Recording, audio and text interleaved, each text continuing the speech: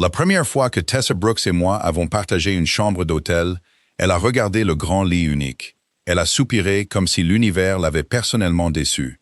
Puis elle a dit « Un seul lit, ne compliquons pas les choses ». C'était facile à dire pour elle. Ce n'était pas elle qui avait passé 18 mois à faire semblant de ne pas remarquer sa façon de glisser ses cheveux derrière son oreille quand elle était sur le point de gagner une discussion. Je m'appelle Owen Mason. J'avais 29 ans. J'étais analyste stratégique senior dans un cabinet de conseil à Chicago.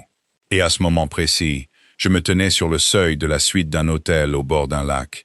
J'avais un sac de sport dans une main, une mallette d'ordinateur dans l'autre.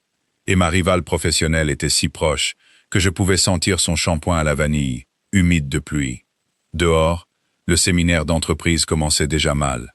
Une tempête de septembre s'était abattue sur le lac Michigan, comme si elle lui en voulait.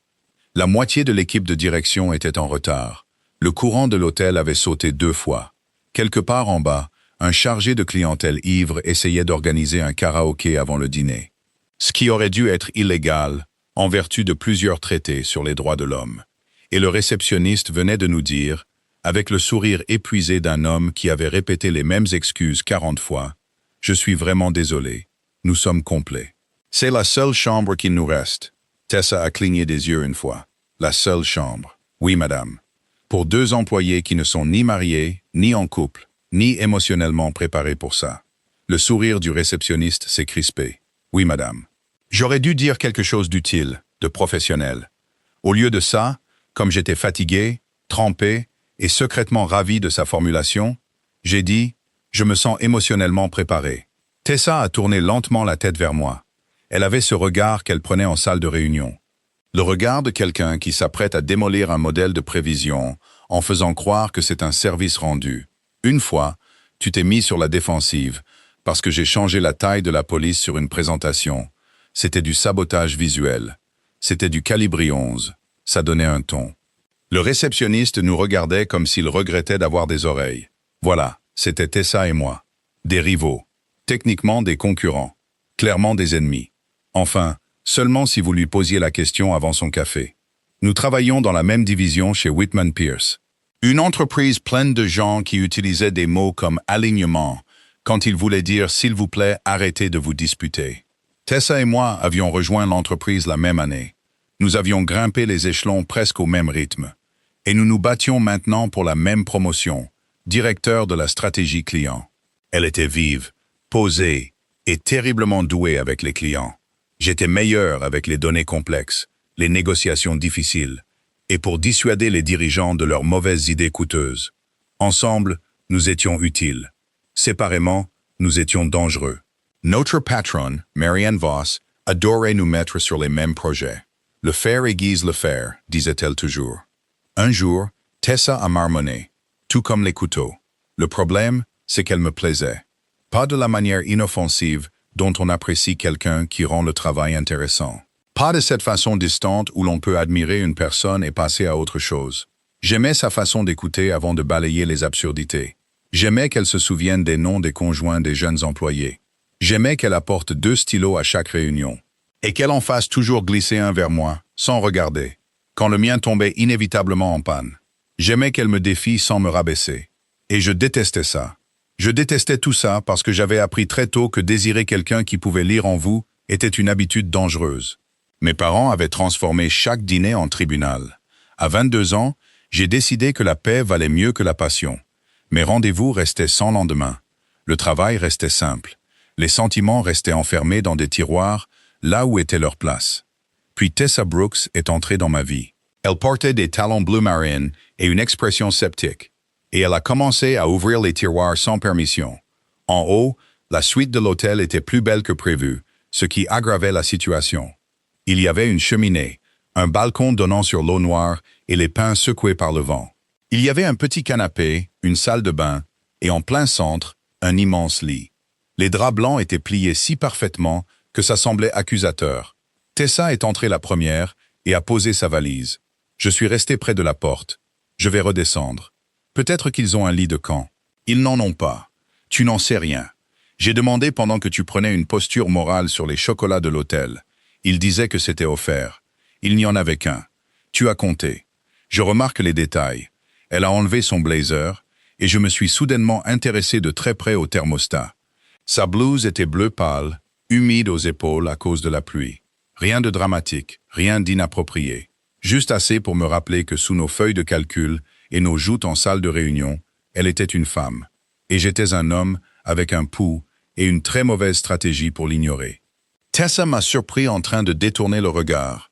Un petit sourire a effleuré ses lèvres. « Détends-toi, Mason. Je ne vais pas te sauter dessus. » Je n'étais pas inquiet. On aurait dit une veuve de l'époque victorienne qui aurait vu une cheville. J'étais respectueux. Tu fixais le mur. Comme s'il te devait de l'argent. J'ai ri avant de pouvoir me retenir. C'était ça son truc. Elle ne laissait jamais l'atmosphère devenir trop lourde, sauf si elle le voulait. Elle pouvait piquer sans faire saigner. J'ai laissé tomber mon sac près du canapé. Je dormirai là. Tessa a regardé le canapé. Il était décoratif, ce qui signifiait qu'il avait été conçu par quelqu'un qui croyait que les colonnes vertébrales humaines étaient théoriques. « Tu mesures 1,83 m, a-t-elle dit. 1,85 m. Félicitations pour ces quelques centimètres de souffrance en plus. Je m'en sortirai. » Elle a croisé les bras. Owen. Elle n'utilisait presque jamais mon prénom au travail. Il résonnait différemment dans cette pièce. Plus doux, plus proche. Je ne vais pas te faire dormir sur un canapé en forme de biscuit chinois. Elle a dit, nous sommes des adultes. Le lit est immense. On peut construire un mur d'oreiller et agir comme des gens normaux. Les gens normaux n'ont généralement pas besoin d'un traité frontalier. Les gens normaux ne t'ont pas vu prendre toute la place à une table de conférence. Parce que j'ai de la présence. Toi, tu as des coudes. L'orage a éclaté dehors, assez près pour faire vibrer la porte du balcon. Les lumières se sont éteintes. Pendant une seconde entière, la pièce a disparu. Puis les lumières de secours ont faiblement brillé depuis le couloir, dessinant la silhouette de Tessa en gris doux. Elle a inspiré brusquement. Pas fort, pas de façon dramatique, mais je l'ai entendu. « Ça va ?»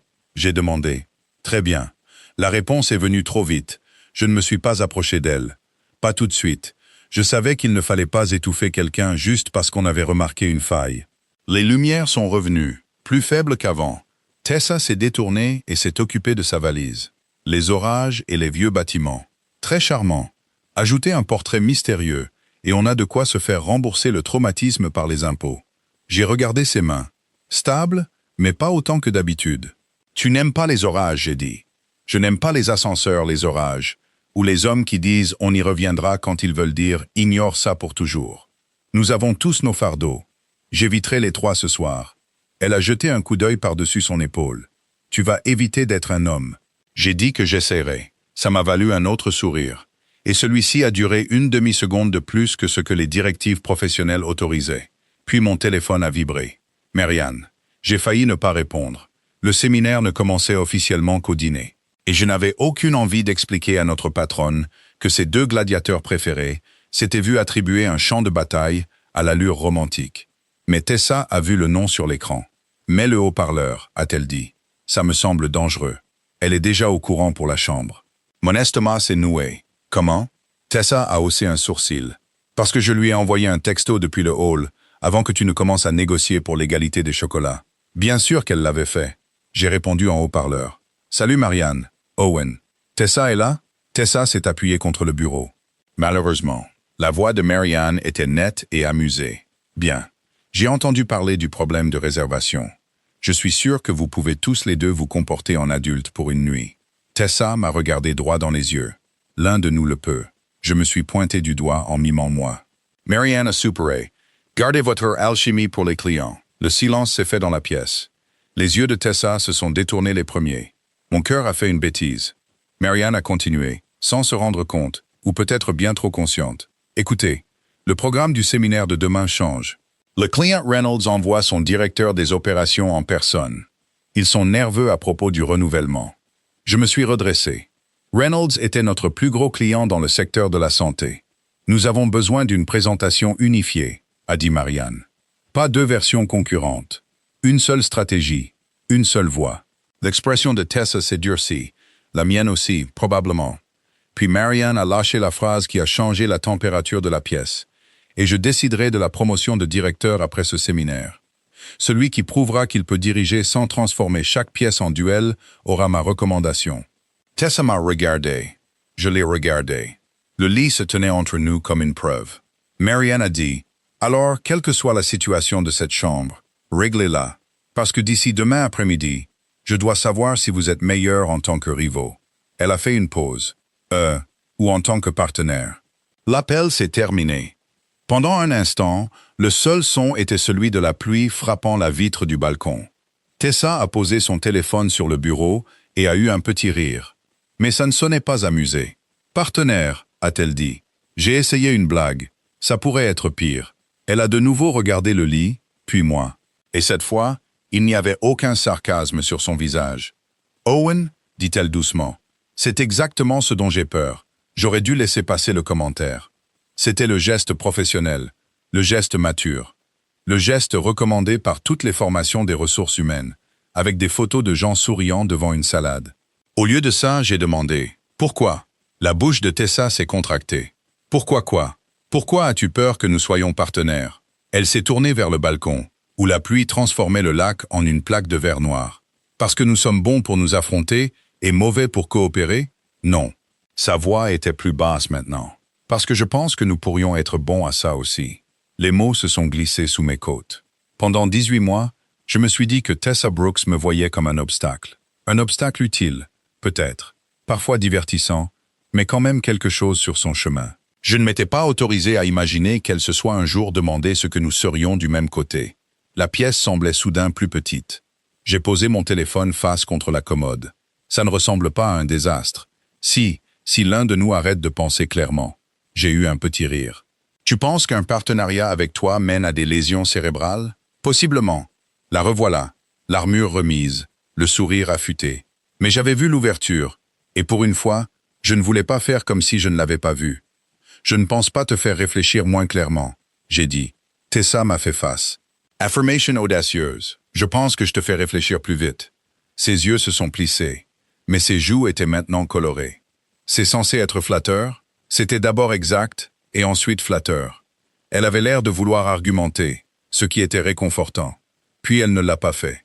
Au lieu de ça, elle s'est dirigée vers le bureau et a ouvert le dossier en cuir avec le programme du séminaire. Elle a brisé l'instant avant que l'un de nous n'ait à le nommer. « Le dîner est dans 40 minutes », a-t-elle dit. « Nous devons éviter d'avoir l'air d'être piégés dans une comédie romantique. Trop tard.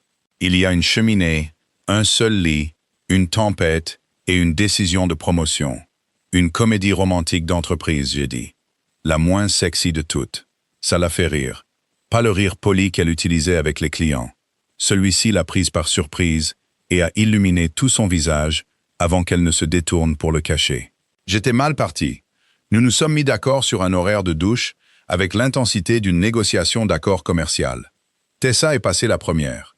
Je me suis assis sur le terrible petit canapé et j'ai examiné le dossier Reynolds, où j'ai fait semblant, surtout. J'écoutais le bruit étouffé de l'eau et j'essayais de ne pas imaginer des choses que je n'avais pas le droit d'imaginer. Quand elle est sortie 20 minutes plus tard, j'ai oublié tous les chiffres du dossier. Elle s'était changée pour une robe portefeuille noire à manches longues. Simple et élégante, le genre de chose qui aurait dû avoir l'air professionnel. Sur elle, ça ressemblait à un défi. Ses cheveux humides tombaient librement sur ses épaules. Elle portait de petites boucles d'oreilles en or que j'avais déjà vues de l'autre côté des tables de conférence, et que je n'avais, étrangement, jamais comprises comme dangereuses jusqu'à maintenant. Elle m'a encore surpris en train de la fixer. Owen. J'ai cligné des yeux. Oui, ce n'était pas le regard d'un homme analysant le risque de renouvellement.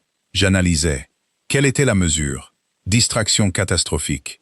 Son expression a changé. La blague aurait dû nous sauver. Au lieu de ça, elle a ouvert l'espace entre nous. Pendant un instant, elle n'a pas plaisanté. Elle m'a juste regardé, comme si elle décidait de se permettre de croire que je le pensais. Puis elle a dit doucement, « À ton tour pour la douche. » C'est ça. Je me suis levé trop vite et j'ai failli me cogner l'épaule contre la porte du placard. Son sourire est revenu, très lisse. Je suis connu pour ça. Tu es connu pour agir vite quand tu es acculé.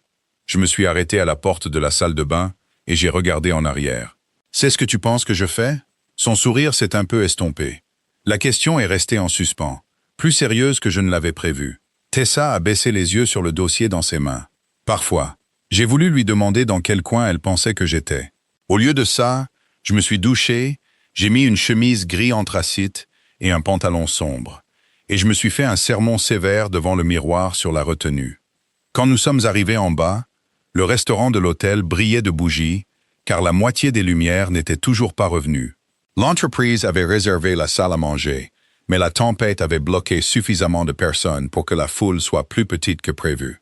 Naturellement, la seule table de 2 restantes était nichée près des fenêtres, loin de tout le monde, avec vue sur la pluie qui striait le lac. Tessa l'a regardé. Je l'ai regardé. Absolument pas, a-t-elle dit. L'hôtesse a souri. Par ici. Nous nous sommes assis. Ça ressemblait absurdement à un rendez-vous. Ce qui a poussé Tessa à ouvrir immédiatement le dossier Reynolds entre nous, comme un bouclier. La principale préoccupation du directeur des opérations est le contrôle des coûts, a-t-elle dit. Sa principale préoccupation est la confiance, j'ai répliqué. Le coût, c'est le langage qu'elle utilise. Tessa a levé les yeux. Tu as lu la transcription 2 fois. Moi aussi. Bien sûr que tu l'as fait. La bougie vacillait entre nous. Son visage était plus doux à cette lumière. Les angles vifs s'étaient adoucis. Je l'ai regardé tapoter un doigt contre la marge de la page. C'était ce qu'elle faisait quand elle reliait des idées. Nous devrions commencer par les chiffres de fidélisation des patients, a-t-elle dit. Et le calendrier de mise en œuvre, j'ai ajouté. Elle a hoché lentement la tête. Puis le modèle d'économie. Mais pas ton modèle original. Ses yeux ont brillé. Pardon? Il est trop parfait. Ce n'est pas un défaut. Pour un client qui ne fait pas confiance à la perfection. Si. Elle s'est penchée en arrière. Tu dis que je devrais rendre mon travail moins bon. Je dis qu'il faut montrer les coutures. Montrer où se trouve le risque. Elle nous croira si nous admettons ce qui est difficile. Tessa m'a fixé pendant un instant. Puis elle a bu une gorgée d'eau. C'est d'une intelligence agaçante. J'accepte le compliment caché dans l'insulte. C'était surtout une insulte. Mais pas entièrement. Non, a-t-elle admis. Pas entièrement. Notre serveur est apparu. Tessa a commandé du saumon. J'ai commandé un steak. Nous avons tous les deux commandé le même vin rouge par accident. Elle a eu l'air amusée. Vraiment? Je peux changer. Ne le fais pas. Je veux voir si tu as du goût. Tu travailles avec moi depuis 18 mois. Professionnellement, le jury délibère encore. Quand le vin est arrivé, nous avons arrêté de faire semblant de travailler pendant un moment. C'était peut-être la lumière de la bougie. C'était peut-être la tempête qui assourdissait le reste de la salle. C'était peut-être le fait que tous les autres de Whitman Pierce étaient juste assez loin pour que nous puissions prétendre être 2 personnes ordinaires. Pas des concurrents, avec le compte à rebours de la promotion de Marianne au-dessus de nos têtes. Tessa m'a raconté qu'elle avait grandi près de Détroit avec 2 jeunes frères. Ils l'appelaient encore avant de prendre toute décision importante, y compris l'achat de manteaux d'hiver. Je lui ai dit que ma sœur aînée avait 3 enfants et croyait que je vivais dans un bureau de verre rempli d'hommes émotionnellement refoulés, ce qui n'était pas inexact. Tessa a souri dans son verre de vin. « Tu te caches toujours derrière des blagues? Seulement quand je suis réveillé. Ça a l'air épuisant. C'est efficace. Non. » Son regard a croisé le mien. C'est solitaire. Le mot a touché juste. J'ai baissé les yeux sur mon verre. « Tu es toujours aussi direct après un demi-verre de vin? Seulement avec les gens qui agissent comme s'ils étaient à une phrase intelligente de disparaître. J'aurais dû faire une autre blague. Je ne l'ai pas fait. Mes parents se disputaient beaucoup, j'ai dit. Ils le font encore quand ils sont dans le même département. J'ai appris à lire l'ambiance, à partir avant que les choses ne tournent mal. L'expression de Tessa s'est adoucie, sans pitié. C'était important. Alors quand tu te sens acculé, a-t-elle dit prudemment, tu pars. J'ai pensé à ce qu'elle avait dit en haut. Parfois. Oui, j'ai admis. Je pars. Ses doigts reposaient près du pied de son verre, à quelques centimètres des miens. Je n'aime pas non plus que les gens partent. C'était la première chose vulnérable qu'elle m'offrait directement. Ma voix a baissé. Qui est parti? Ses yeux se sont tournés vers la pluie. Mon père. Quand j'avais 15 ans. Pas de façon dramatique, pas de grand adieu. Juste lentement. Des dîners manqués, des anniversaires manqués. Tout manqué, jusqu'à ce que l'absence devienne la tradition familiale. Je l'ai immédiatement détesté un peu. Mais ce n'était pas un problème à résoudre. C'était une porte qu'elle avait ouverte. Alors je n'ai pas cherché à donner de conseils. J'ai cherché l'honnêteté. Ça a dû rendre la confiance très précieuse. Elle m'a regardé à nouveau. Oui, a-t-elle murmuré. Aucun de nous n'a bougé pendant un instant. Puis, sous la table, son genou a frôlé le mien. Ça aurait pu être accidentel. Sauf qu'elle ne s'est pas retirée. Moi non plus. Le contact était minime, ridicule en fait. Du tissu contre du tissu, de la chaleur à travers les couches. Mais c'était plus intime que n'importe quel baiser que j'avais eu l'année passée. Parce que Tessa savait exactement ce qu'elle faisait. Elle restait. J'ai tourné ma main, paume vers le haut, sur la table entre nous. Une invitation, pas une exigence. Elle l'a regardé, m'a regardé. Puis elle a glissé ses doigts dans les miens. Mon cœur a complètement déraillé. Sa main était fraîche à cause du verre d'eau. Sa prise a été hésitante 1 seconde seulement, avant de se raffermir. Forte, certaine. C'est une très mauvaise idée, a-t-elle dit. Probablement. Nous voulons toujours la même promotion. Je sais. Et nous partageons une chambre. J'ai remarqué. Son pouce a bougé 1 fois sur mon articulation, et ma capacité à respirer comme un homme normal en a souffert. Owen, a-t-elle dit, presque sévèrement. Oui. Si tu fuis ça, je te rendrai la vie très difficile. J'ai souri. Tessa, tu le fais déjà. Cette fois, quand elle a ri, elle n'a pas lâché ma main. Nous nous sommes lâchés avant le dessert. Pas parce que l'un de nous le voulait, mais parce que le chef de la gestion des risques est passé près de notre table avec l'expression satisfaite d'un homme qui collectionne les ragots comme des points de récompense. Tessa a retiré sa main la première, aussi doucement qu'une magicienne. Elle m'a manqué immédiatement. Distance professionnelle, a-t-elle murmuré. Bien sûr, nos genoux se touchent toujours. En effet, bouge le tien, bouge le tien. Sa bouche s'est contractée. C'est pour ça que personne ne nous laisse co-diriger. Mais elle n'a pas bougé. Après le dîner, le séminaire a officiellement commencé par un cocktail de bienvenue dans le bar du chalet. C'était juste le purgatoire de l'entreprise avec des poutres apparentes. Les gens portaient des badges, même si nous travaillions tous ensemble. Quelqu'un avait disposé des cartes de conversation pour l'esprit d'équipe sur les tables. Tessa en a pris une et a lu à voix haute. « Décrivez votre style de leadership en un mot. » Affamé, j'ai dit. Ce n'est pas un style de leadership. Si, au buffet.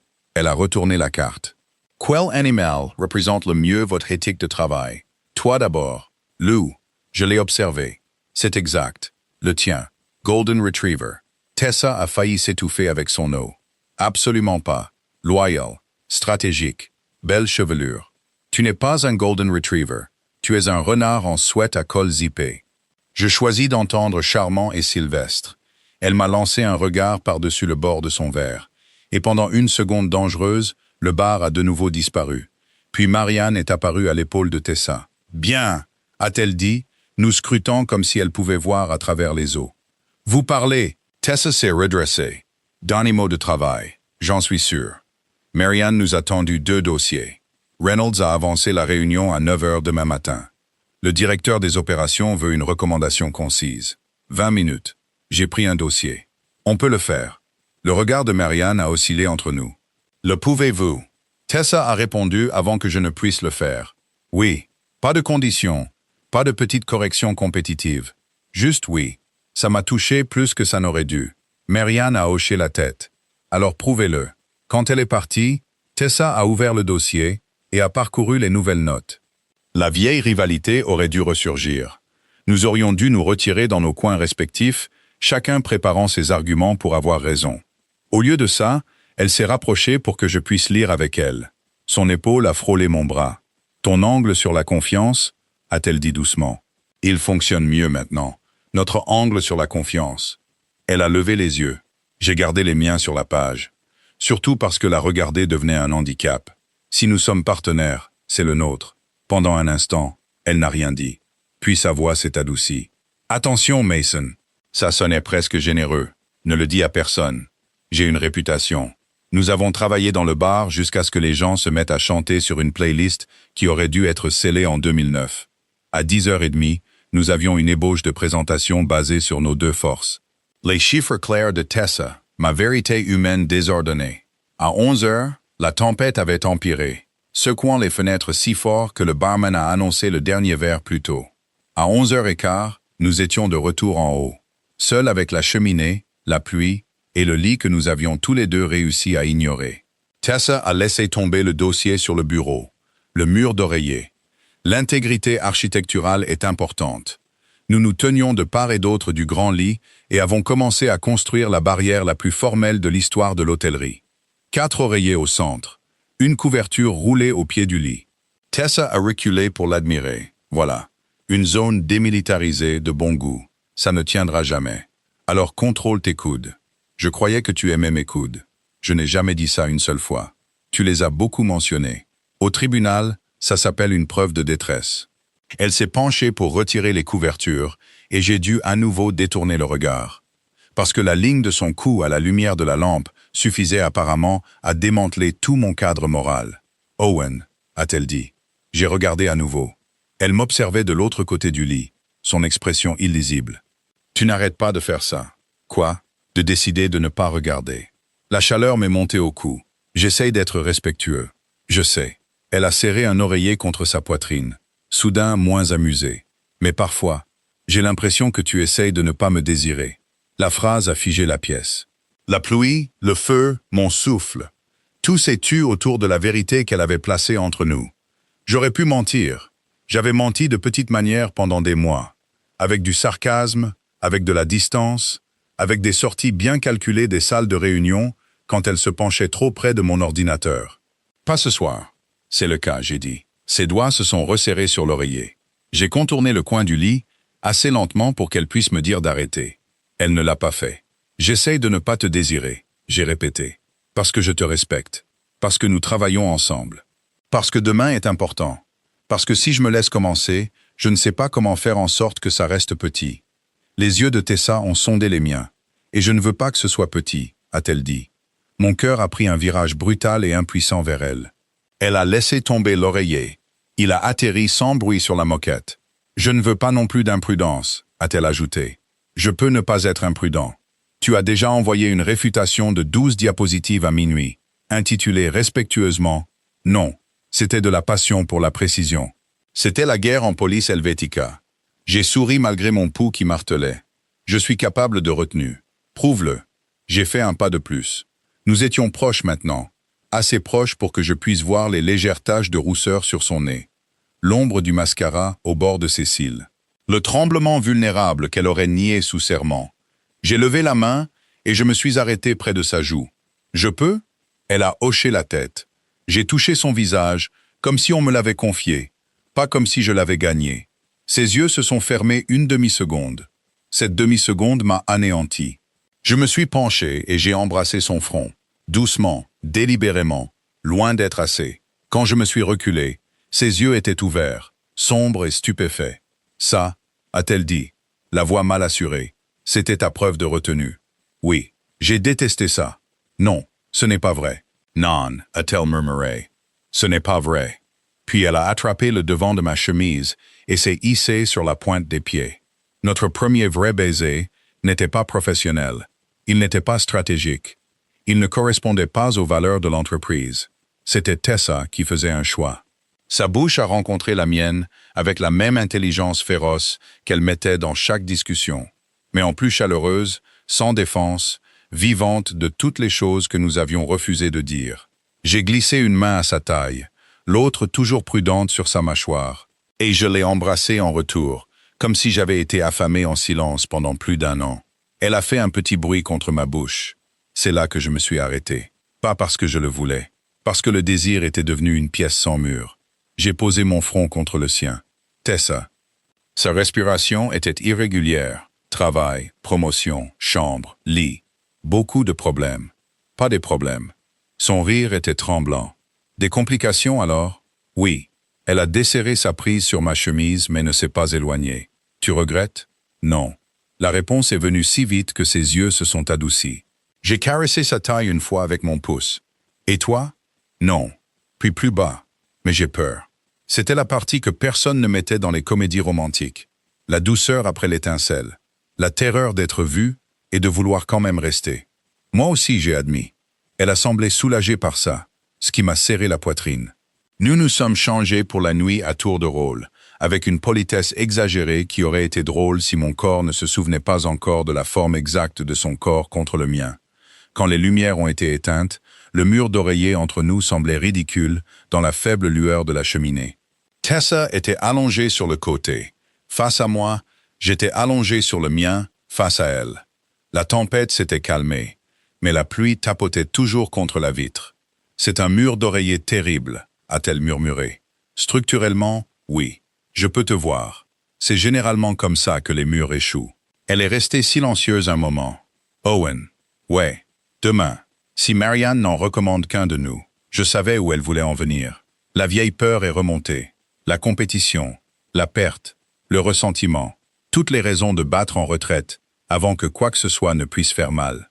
J'ai tendu la main par-dessus la frontière d'oreiller et je l'ai offerte dans le noir. Tessa l'a regardée, puis elle l'a prise. On ne décide pas de la vérité de ce soir en fonction du résultat de demain, j'ai dit.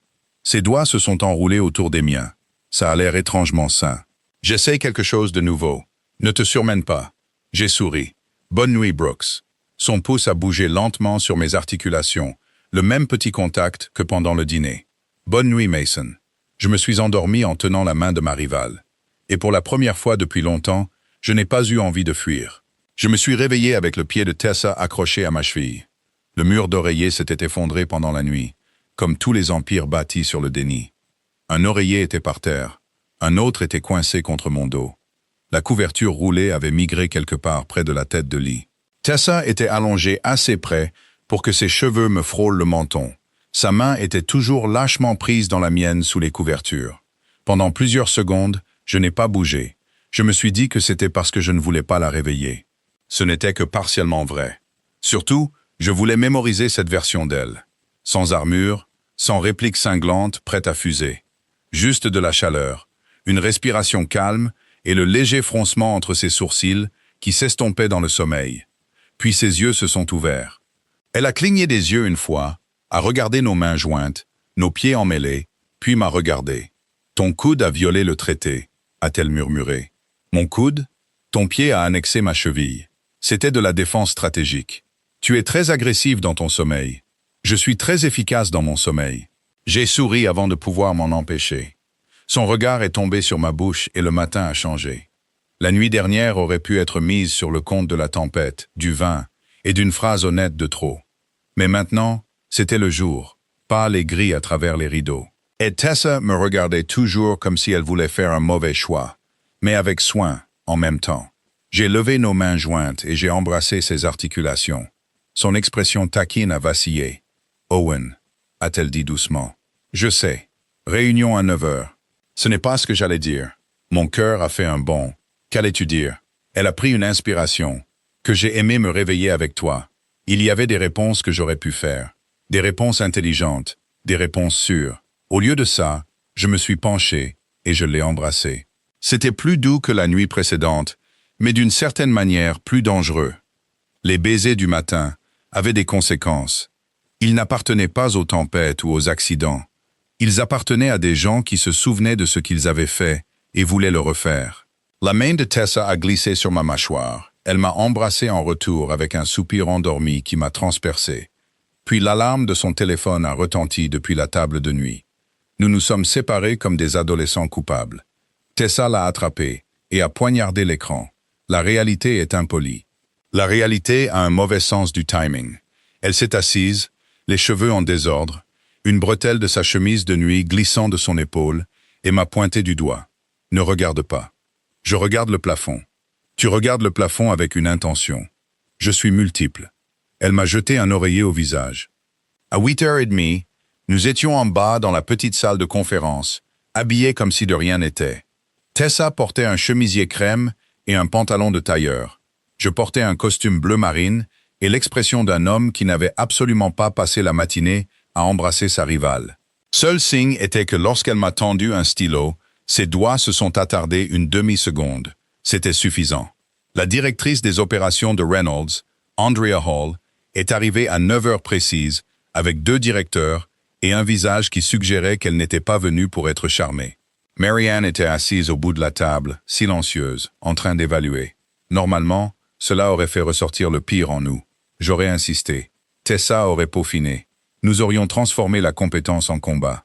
Cette fois, quand j'ai fini de présenter le risque de renouvellement autour de la confiance, Tessa a repris le fil exact. C'est pourquoi nous ne recommandons pas de prétendre que la mise en œuvre se fera sans douleur, a-t-elle dit, en passant à son modèle d'économie. Nous recommandons de montrer à vos équipes régionales où se situe la friction, puis de leur donner des points de contrôle avant le déploiement. Le regard d'Andrea s'est aiguisé. Vous admettez que votre plateforme créera des frictions? Oui, a dit Tessa. Parce que tout fournisseur qui vous dit le contraire vous vend un fantasme, j'ai ajouté. Et les fantasmes coûtent cher au 3e trimestre. Andrea nous a regardés. Pendant les 20 minutes suivantes, Tessa et moi avons agi comme si nous avions répété pendant des semaines, au lieu de quelques heures. Elle a rendu les chiffres humains. J'ai rendu les enjeux humains mesurables. Quand Andrea a contesté un calendrier, Tessa n'a pas défendu par orgueil. Elle m'a jeté un coup d'œil, non pas pour obtenir une permission, mais pour un partenariat. J'ai répondu, puis je lui ai renvoyé la balle. À la fin, Andrea a fermé le dossier et a dit « C'est la première recommandation que j'entends de votre cabinet qui donne l'impression que vous comprenez ce dont nous avons réellement peur. » Le visage de Marianne n'a rien laissé paraître. Le pied de Tessa a frôlé le mien sous la table. Cette fois, je savais que ce n'était pas un accident. Après le départ des clients, la pièce s'est vidée autour de nous. Marianne est restée, tapotant un doigt contre son carnet. « Ça, a-t-elle dit, c'est la présentation que j'attendais de voir depuis 18 mois. » Les épaules de Tessa se sont détendues d'une fraction. Je me suis permis de respirer. Marianne m'a regardé, puis elle. « Vous êtes tous les deux plus forts quand vous arrêtez d'essayer de gagner l'un contre l'autre. » Tessa a fait un petit signe de tête prudent. Nous le savons. Ma poitrine s'est réchauffée au « nous ». Les yeux de Marianne se sont légèrement plissés, mais sans méchanceté. Bien. Je ferai ma recommandation de promotion cet après-midi. La chaleur s'est refroidie. Bien sûr, la décision existait toujours. Un siège, 2 d'entre nous. Quand Marianne est partie, Tessa a commencé à rassembler des papiers, avec des mouvements vifs et précis. Tessa, je vais bien. Je connaissais ce ton. C'était l'équivalent verbal d'une porte verrouillée. Tu es en train de faire ton truc, j'ai dit. Quel truc? Faire comme si la partie qui compte ne comptait pas. Elle a refermé le dossier d'un coup sec. La promotion compte, je sais. Et si tu l'obtiens, je dois pouvoir être heureux pour toi, sans me sentir comme un idiot. Je me suis approché. Pourquoi le fait de te désirer ferait de moi un idiot? Parce que désirer les gens n'a historiquement pas été ma stratégie la plus rentable. La voilà, la vieille blessure parlant en langage des affaires, parce que c'était plus sûr que le chagrin. J'ai adouci ma voix. Je ne suis pas ton père. Ses yeux ont brillé. Je le sais. Et tu n'es pas le mariage de mes parents. Ça l'a arrêté. J'ai dégluti. Mais si nous continuons à nous traiter comme des dommages passés portant de nouveaux vêtements, nous allons gâcher ça avant que ça ne devienne quoi que ce soit. Elle m'a fixé, son expression oscillant entre la peur, la fureur et quelque chose d'assez tendre pour faire mal. Ça, a-t-elle demandé. Je n'ai pas esquivé. Toi et moi. Son souffle s'est coupé. Le couloir extérieur bourdonnait du bruit du séminaire. Des voix, des chariots qui roulent, des rires provenant d'une activité forcée, impliquant des chutes de confiance. Mais à l'intérieur de cette petite salle de conférence, tout s'est rétréci à son visage. « Je veux ça », j'ai dit.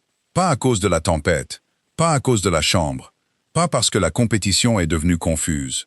Je te veux. Je veux que nous découvrions qui nous sommes quand nous ne nous cachons pas derrière notre rivalité.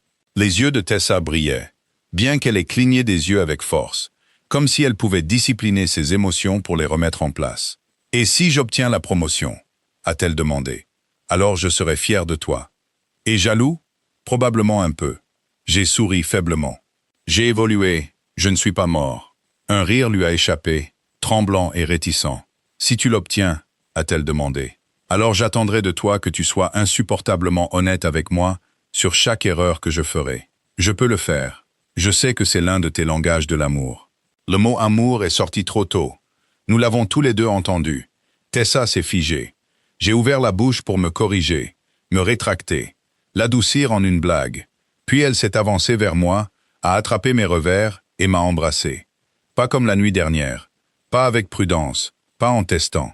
C'était une décision prise en plein jour, dans une salle de conférence, avec les dossiers de promotion sur la table, et le monde juste derrière la porte. J'ai enroulé mes bras autour de sa taille et je l'ai serré contre moi. Elle a fait ce même petit son, celui qui me défaisait. Et pendant plusieurs secondes, il n'y avait ni rivalité, ni titre, ni peur. Juste Tessa qui me choisissait en retour. Quand elle a rompu le baiser, son front reposait contre mon menton. « Tu n'as pas le droit de fuir », a-t-elle murmuré. « Je ne fuis pas. Je suis sérieuse. Moi aussi. » Elle a relevé la tête. « Nous allons être compliqués. Certainement. Les gens vont parler. Les gens parlent déjà. » La gestion des risques a vu nos genoux hier soir. Ses lèvres se sont courbées. Scandaleux. Profondément. Pendant quelques minutes, nous sommes restés là, riant doucement dans l'espace de l'autre, comme si nous avions volé quelque chose de précieux, d'une journée conçue pour nous évaluer. Puis son téléphone a vibré. Elle y a jeté un coup d'œil. Son sourire s'est estompé. « C'est Marianne », a-t-elle dit. « Elle nous veut dans le bureau du chalet à 4 heures. » J'ai regardé l'écran, puis elle. La décision. Tessa a glissé sa main dans la mienne, ferme et chaude. « Partenaire ?» j'ai demandé. Sa prise s'est resserrée. « Partenaire », a-t-elle dit. Et cette fois, aucun de nous n'a lâché prise. À 4 heures, Tessa et moi sommes entrés dans le bureau temporaire de Marianne. Nous tenons toujours la main. Nous nous sommes lâchés avant d'entrer, mais pas assez vite. Marianne a levé les yeux de son bureau, a vu l'espace entre nous, a vu nos visages, et a soupiré. « Oh, pour l'amour du ciel !» a-t-elle dit. Enfin, Tessa s'est figée. « Pardon ?» Marianne a enlevé ses lunettes de lecture. « Vous pensez que j'ai passé 18 mois à vous regarder instrumentaliser la tension sexuelle pendant les réunions budgétaires et que je n'ai rien appris ?» J'ai toussé. Tessa est devenue écarlate. C'était probablement le plus grand moment de ma vie professionnelle. Marianne a levé la main. Je n'ai pas besoin de détails. Je ne veux pas de détails. Je veux des adultes qui peuvent en informer les ressources humaines de manière appropriée si cela devient sérieux. Et ne pas en faire mon problème si ce n'est pas le cas. C'est sérieux, j'ai dit. Tessa m'a regardé. Je n'avais pas prévu de le dire si vite, si clairement, devant notre patronne. Mais une fois les mots sortis, je ne les ai pas regrettés. Le visage de Tessa s'est adouci d'une manière qui a rendu la pièce moins pesante, comme un temps qui s'éclaircit. « Oui », a-t-elle dit, « ça l'est. » Marianne nous a étudié un moment, puis a hoché la tête comme si cela répondait à plus de questions qu'elle n'en avait posées. « Bien, alors je serai direct. Je recommande Tessa pour le poste de directrice de la stratégie client. » Les mots ont frappé. Pendant une demi-seconde, la vieille partie de moi a réagi en premier. La partie compétitive, la petite machine prudente qui mesurait les victoires et les défaites avant que l'émotion n'ait une chance de compliquer les choses. Puis j'ai regardé Tessa. Elle se tenait très droite, comme si le bonheur était quelque chose de fragile, qu'elle n'osait pas tenir. Et j'ai su que je n'avais pas à feindre la fierté. Je la ressentais. J'ai souri. Tu l'as mérité. Ses yeux se sont tournés vers les miens, méfiants et pleins d'espoir à la fois. Owen. Tu l'as mérité, j'ai dit. Et Reynolds l'a prouvé. Marianne s'est penchée en arrière. Je recommande également Owen pour un nouveau rôle. Ma tête s'est tournée. Quoi? Chef principal. Compte stratégique. Même niveau. Voix différente. Plus d'autorité sur les clients. Moins de gestion interne. Franchement, c'est là que ton instinct a sa place. Je l'ai fixé. La main de Tessa a trouvé la mienne à côté de la chaise, cachée du bureau de Marianne, mais pas des yeux de Marianne. Notre patronne a fait semblant de ne pas remarquer. « Vous faites tous les deux un pas en avant », a dit Marianne. « Pas le même pas.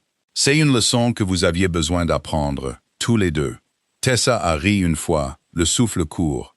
J'ai serré ses doigts. Pendant si longtemps, j'avais pensé que l'un de nous devait perdre pour que l'autre gagne.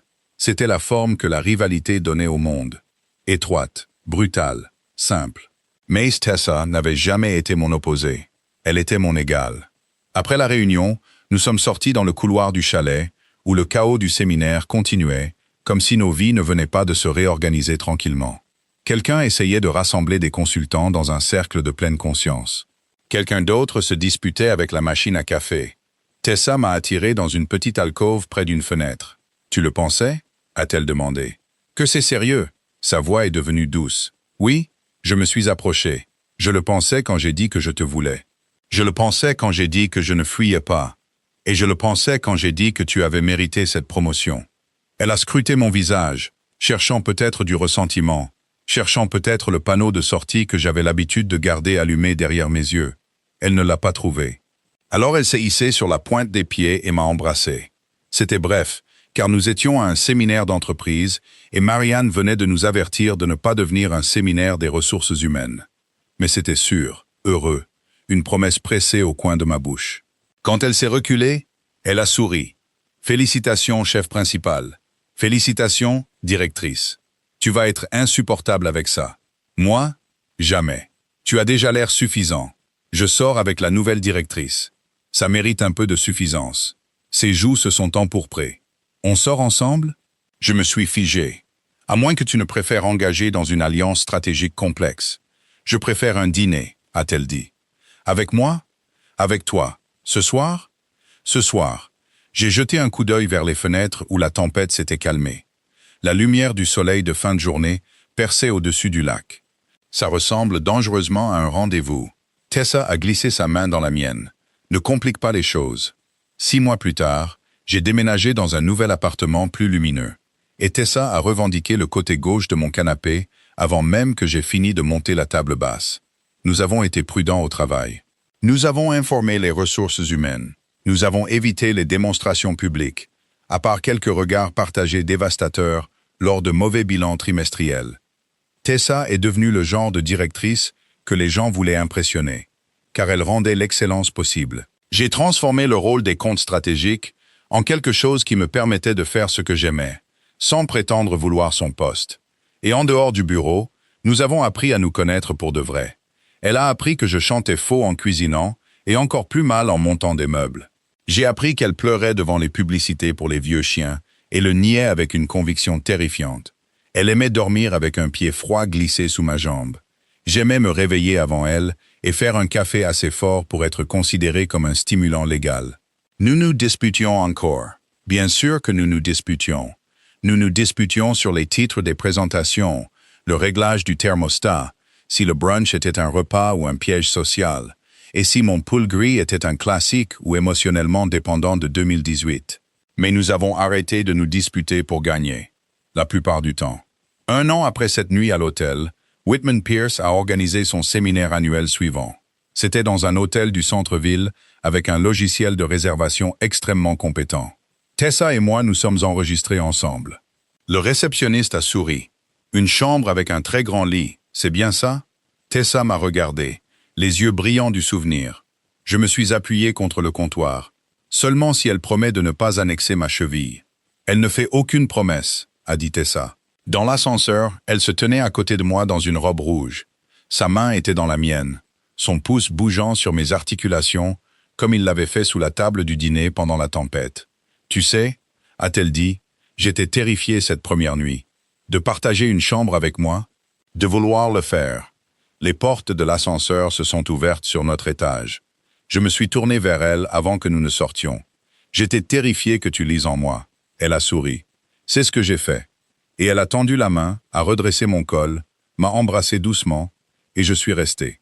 Plus tard dans notre chambre, il y avait un seul lit, pas de mur d'oreiller, et la pluie tapotait doucement contre la fenêtre, comme une vieille histoire qui revenait avec une fin plus douce. Tessa se tenait près de la vitre, la lumière de la ville brillant autour d'elle, et m'a tendu la main. Je l'ai prise. Pas en tant que rival, pas en tant qu'homme se préparant à partir avant que la dispute ne commence, mais comme quelqu'un de choisi, comme quelqu'un qui l'avait choisi en retour. Qu'auriez-vous fait si votre séminaire d'entreprise vous avait réservé une seule chambre avec votre plus grand rival professionnel? Et qu'il n'y avait qu'un seul lit? Avez-vous déjà vécu quelque chose de semblable, même de loin? Racontez-moi votre histoire dans les commentaires. Si cette histoire vous a plu, laissez un j'aime, abonnez-vous, et on se retrouve dans la prochaine vidéo.